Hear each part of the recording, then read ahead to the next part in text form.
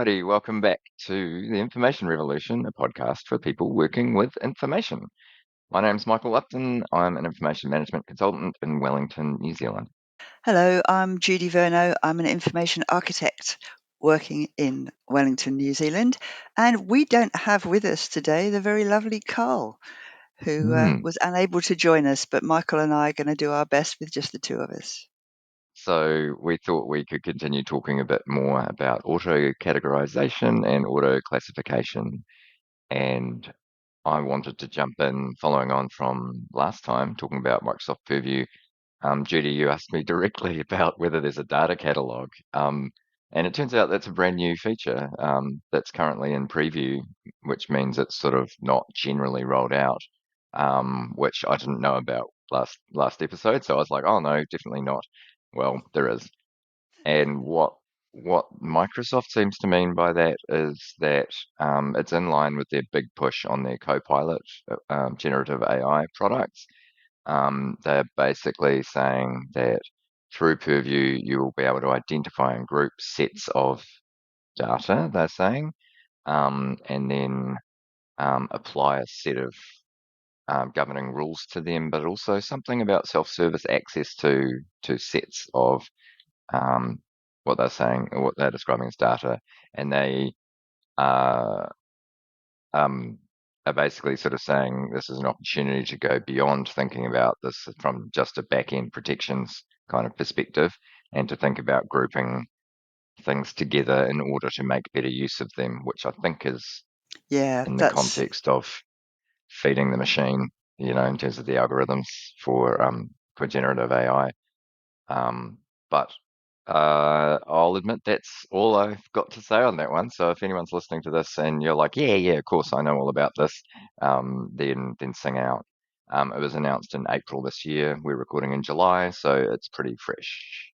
So you're gonna do a bit of a refresher on auto-categorization and auto-classification, and I thought it would be good to just revisit exactly what we mean by those things, because we've touched on it before, but there are different flavors of these things and different ways of tackling them. So I just thought maybe if we just go through our understanding of what these things are, that might be useful. Um, so I mean, I have I have quite a bit of experience of one kind of auto categorization and classification. Um, so I'll talk a bit more about that. But it seems to me that there are systems which offer um, the grabbing of all available metadata, for example. I was talking to someone from Colligo during the week that does that, for example. So grabbing all the metadata that you can off an email, and there are probably other systems that do that too, so that you've captured all of that metadata in this case 365. But yeah, you've captured all that. There are systems which can recognize entities like postcodes and I don't know, tax numbers and phone numbers and addresses and those kinds of things. So do we consider that's a kind of auto categorization? I guess it depends on what you're trying to do. I consider that more entity extraction, which is slightly different. But anyway, I think people would put those systems into this category as well. There are systems which do more semantic analysis.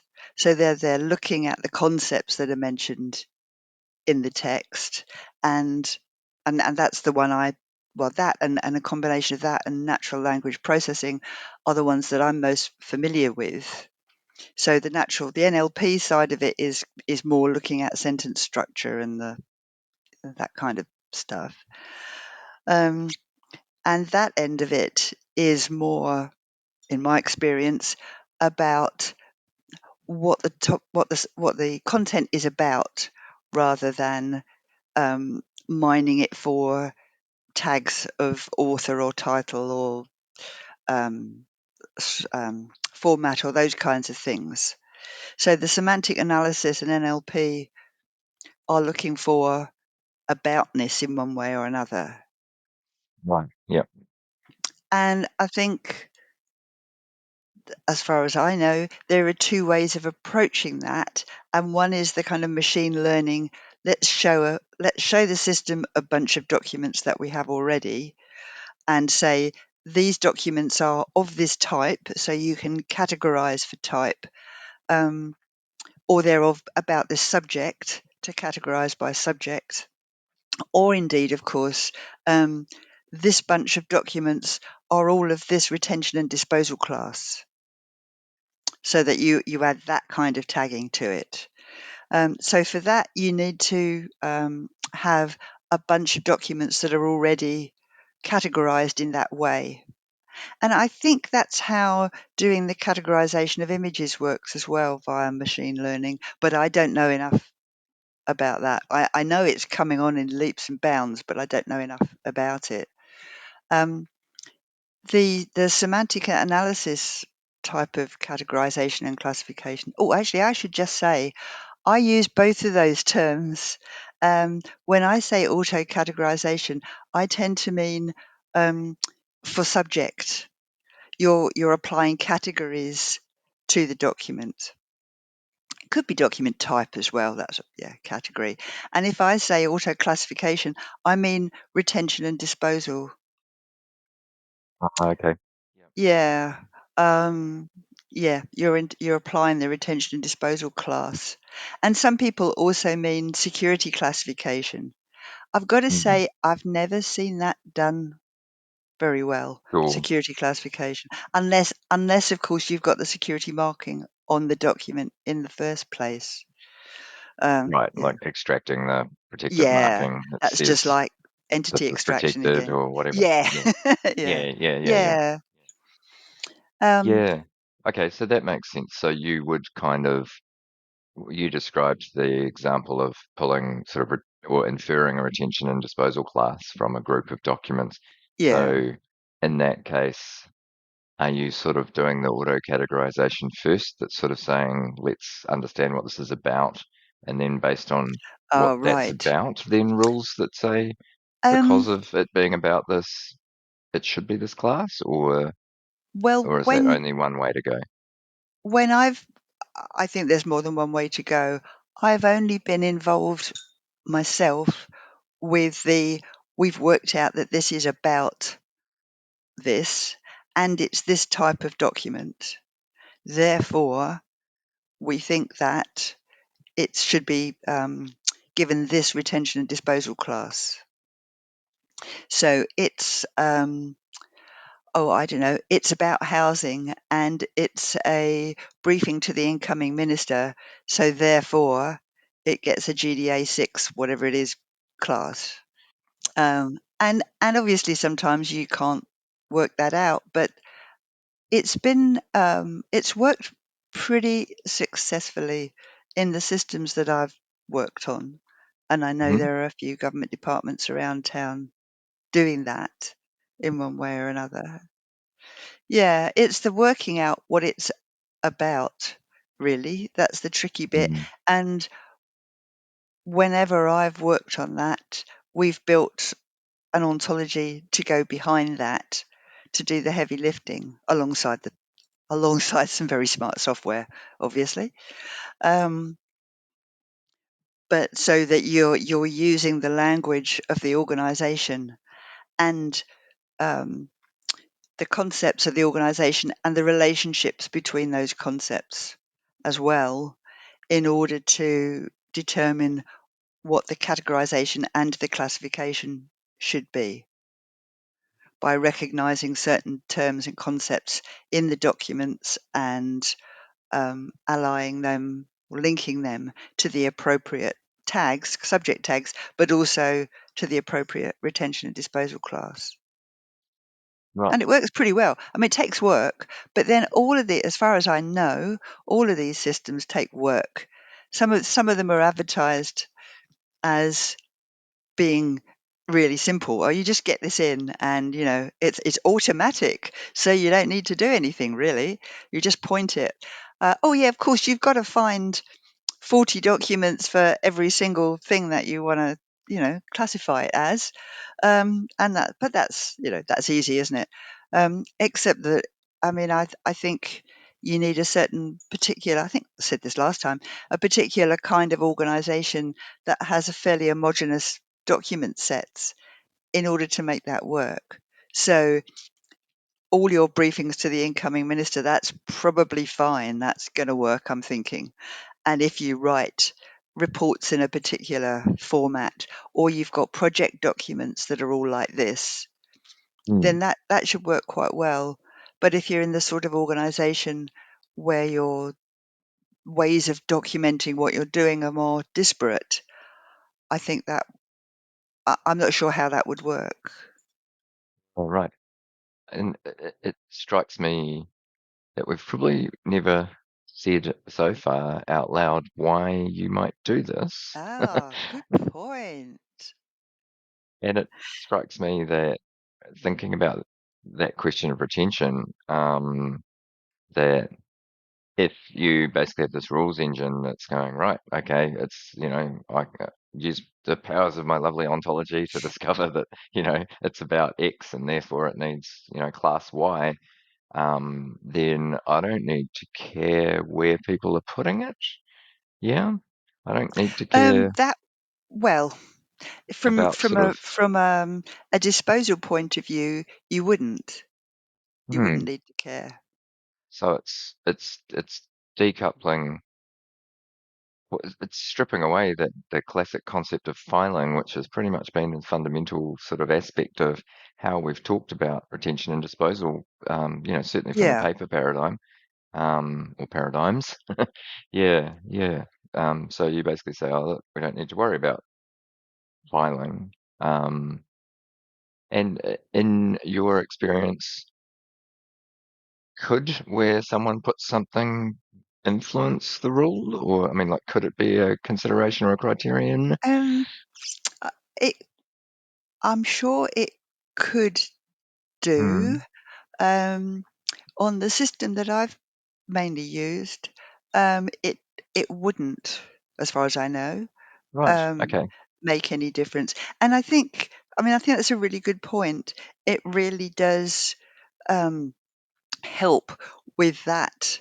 Um, what would you call it? That tension Mm. between trying to deal with retention and disposal and findability. Trying to make your containers do both is Yeah. is is never is never an easy thing to do. No, So if you so can, hard. as you Yeah. say, decouple those things, Mm.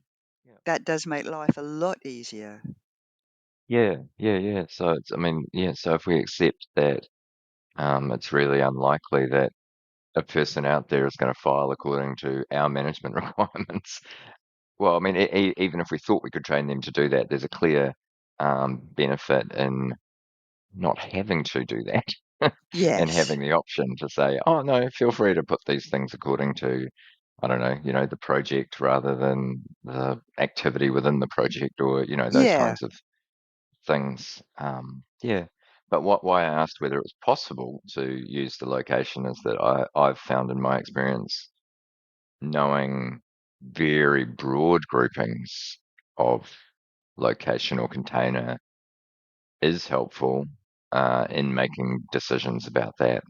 So, for instance, I mean, a simple one would be, oh, here's where I know the finance team is working, basically, just at that level, and then I want to Right. apply a set of rules there. It's giving me some kind of extra evidence of what kind of disposal classes I would expect, because it's the place where finance team works, and Right. it's likely to be Right. about financial functions of the organization. Um, but yeah, so to me, it would be kind of next level, uh, value to be able to combine these things. To be able to say, well, sometimes I want to care about where it is, but probably not down in the detail, just very broadly. Yeah. Yeah. I know, and it doesn't seem to me beyond the wit of man to be able to organise it in that way. So if it is in this broad container over here, it's got to be finance.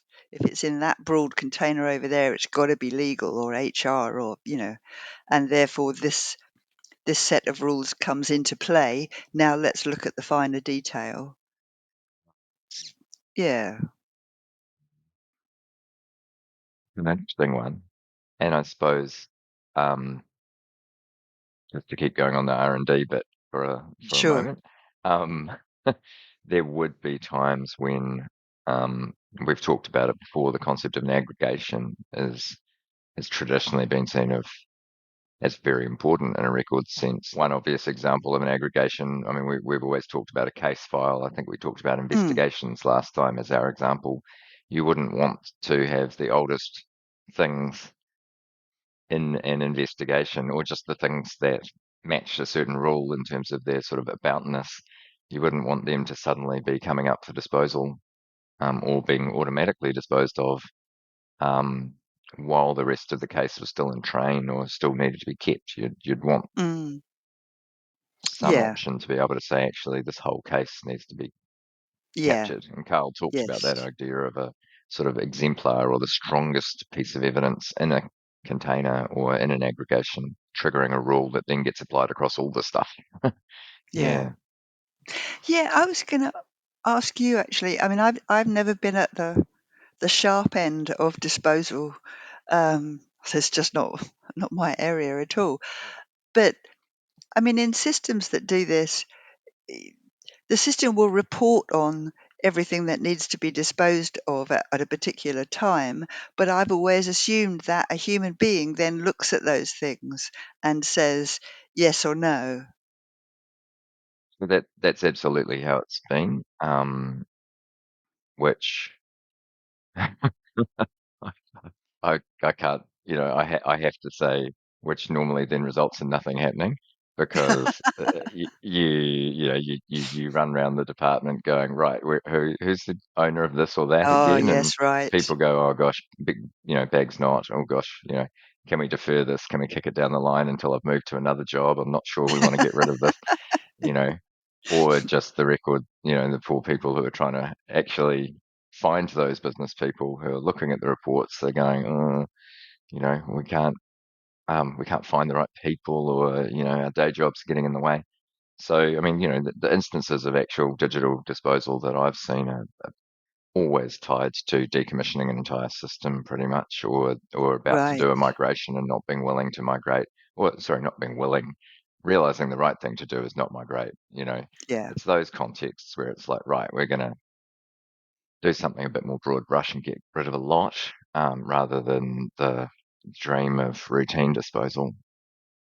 But I'd added a little piece of detail that I've definitely been involved in conversations where people are saying, could we kind of get pre-authorization by design, so at the point of design on a Oh, particular disposal, um, sort of system or plan or scheme, sort of say, look, these kinds of information, this is what's going to happen. You as information asset owner, or whatever the framing is, do you accept that after X period of time, this is going to happen? Um, and so basically say, we're not going to come back to you. But in that context, I would still expect a sort of information and records function to at least have a look. And the right. typical reason for that is that, I mean, partly, at least initially, you'd be looking to QA the rules, right? You don't Yeah. want to, you want to be confident that they're accurate.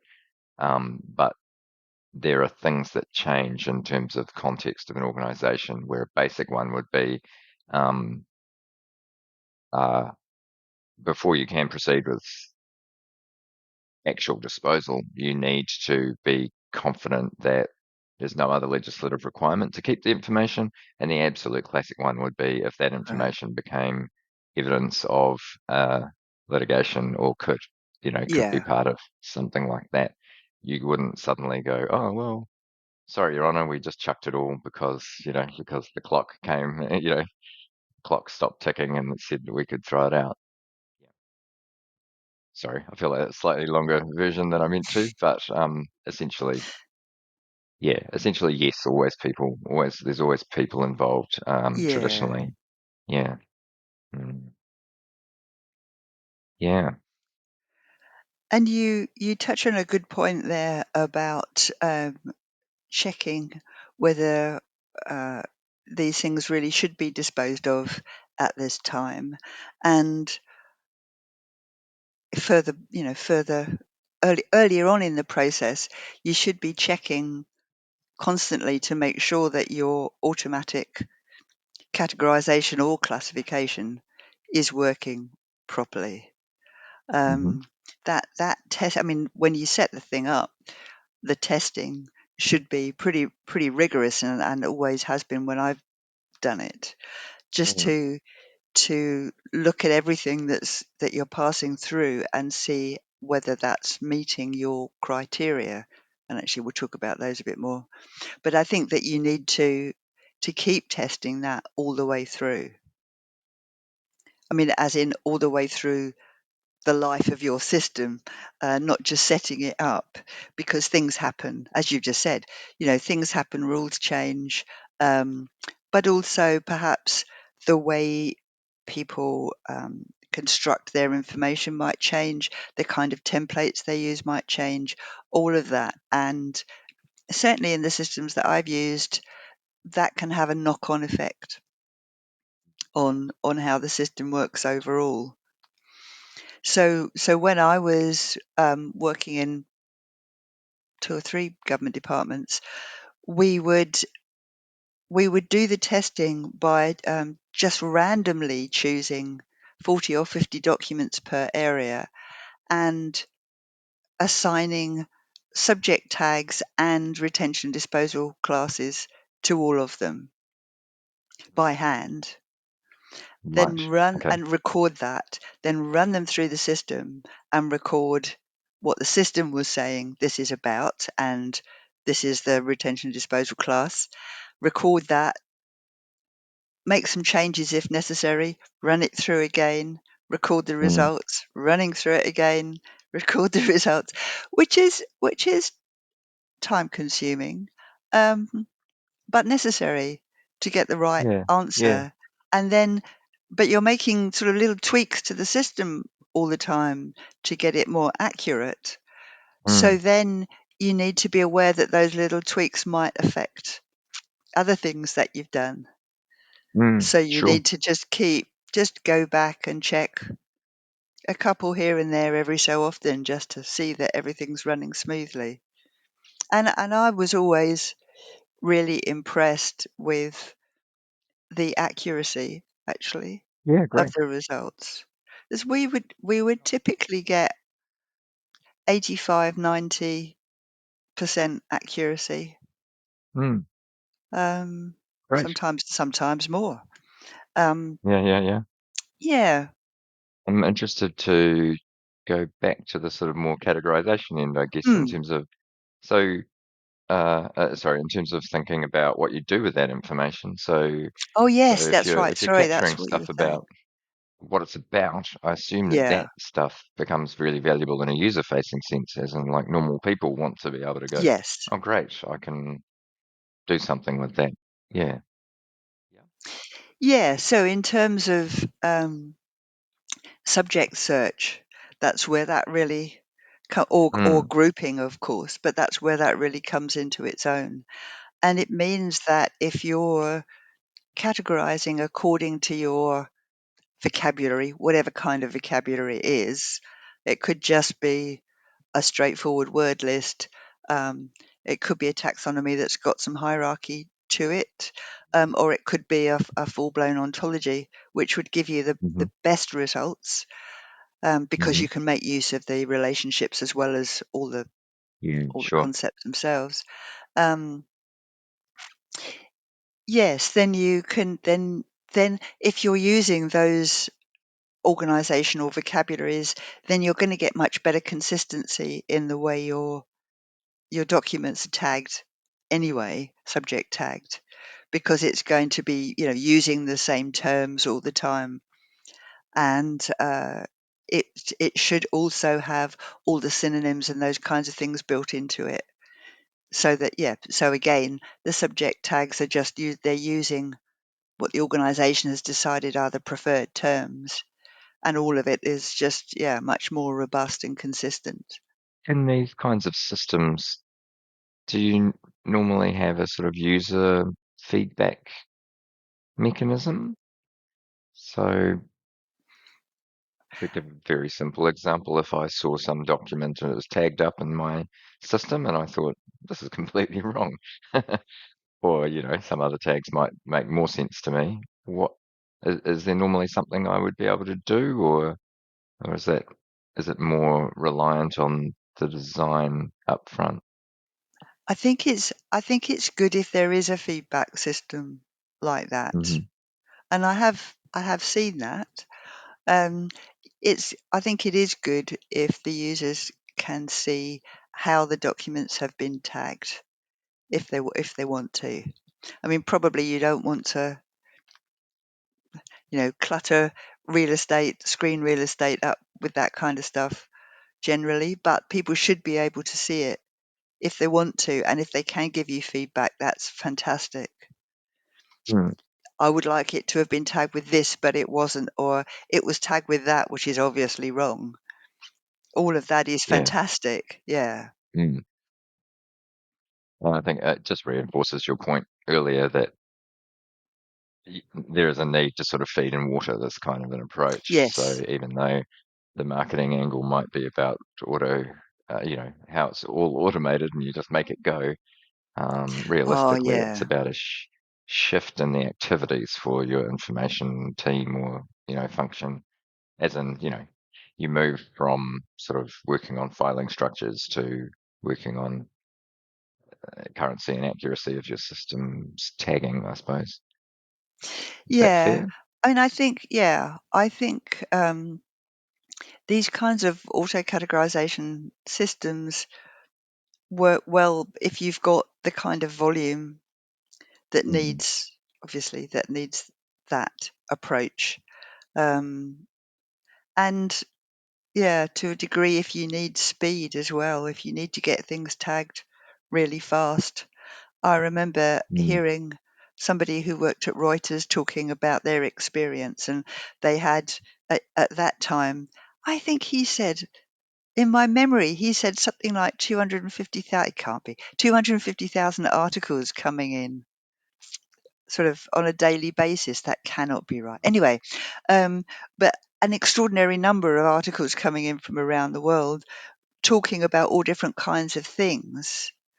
And so there's no way you can keep a taxonomy or ontology up to date with all of those sorts of things. And therefore, that kind of natural language processing and mm. named entity recognition is absolutely crucial to be able to pull out what are the key things, the people, the places you could probably manage, but people, events, organizations, to recognize them and pull them out, to turn them into tags that people can then search by. Yeah, yeah, yeah. You'd need like a small country of people, like just manually trying to tag and Yeah, yeah, categorize. If that would be yeah. your alternative. It'd be so intensive. But it seems to me there are more and more systems out there that are offering this kind of, or at least some of this functionality Hmm. these days. I just made a quick note of some, and I was already down to 10 without thinking about it. And I'm sure that there's, a lot more. Now, how well they do it, I wouldn't like to say. And when I say working in this space, I mean from the ones that can just do the entity recognition, Right, down to the full, what I consider to be the full semantic analysis kind of right. approach. Ah, But they've been working in that space for really quite some time, because the first time I ever had anything to do with this was, I think, in 2000. So that's 24 years ago. And we yeah. did our first little test using an Israeli company, which I'm sure isn't around anymore. Um, just to see how it would tag websites. And even then, it really with web pages. Um, Hmm. the results were really impressive even Yeah, then. right.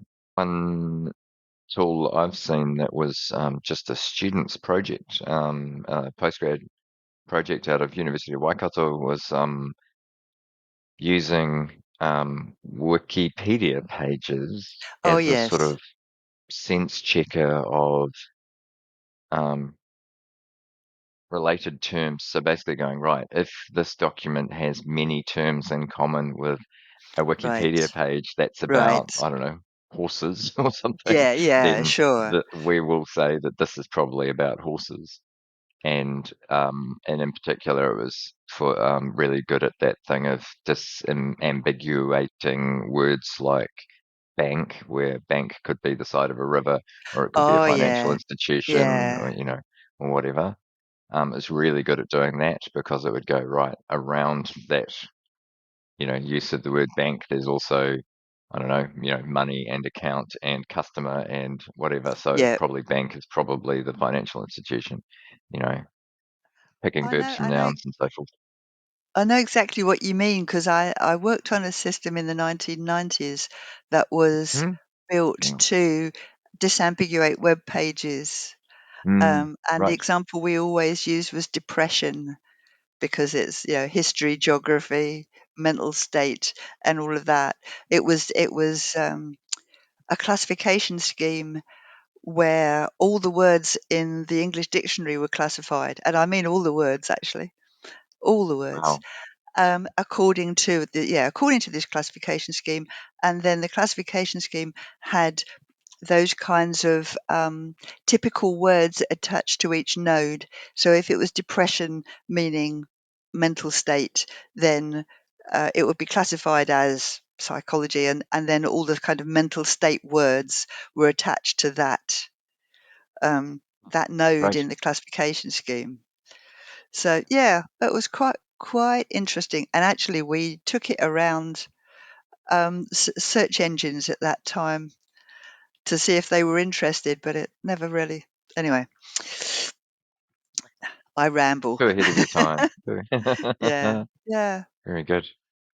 So I think there's lots of companies out there who are offering different aspects of this whole subject, and it's really worth digging in to see the different ways in which they do things and the exact different types of service that they offer. So when people say they do auto categorization or classification, yeah, be sure to kind of really dig into what exactly they mean by that.